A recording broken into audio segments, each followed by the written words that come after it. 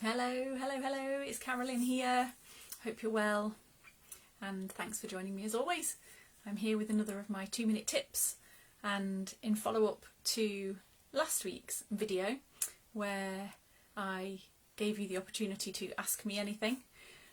This week I am going to answer a fairly common question actually that I get from my clients, and my clients are typically independent or micro business owners, perhaps fairly new in establishing their business, or maybe within sort of the first year or two.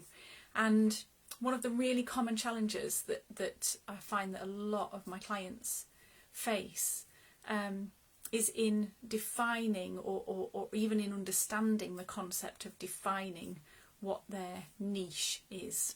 A niche is a common term that you'll hear in marketing. You might otherwise hear it defined as your dream client or your ideal client.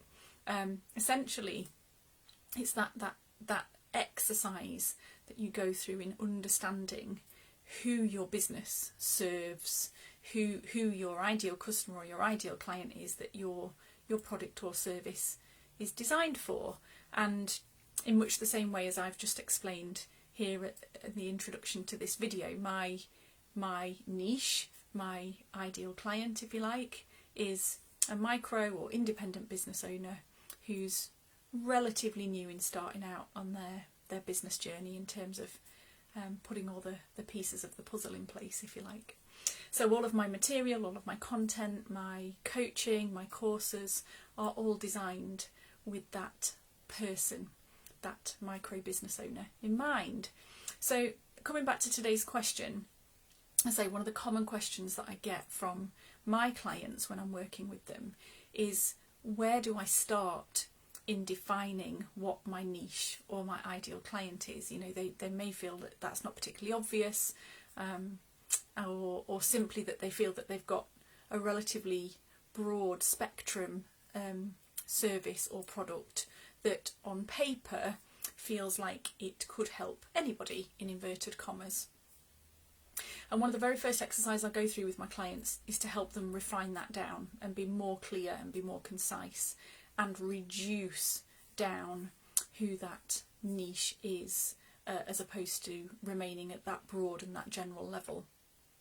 Now, one of the first prompts that I give in essentially starting out on the exercise of defining that niche is to say to people, think about why you started your business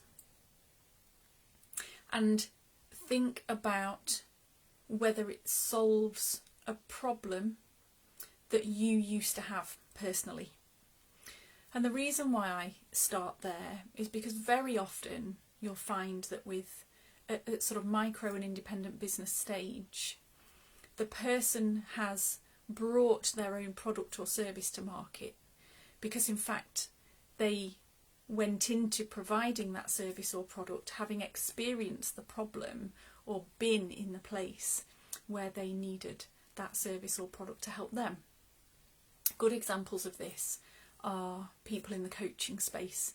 You'll very often find that coaches now coach people who find themselves in the same situation with the same challenges, perhaps facing the same problems or frustrations that indeed they as a coach have faced previously at some point on their journey through life.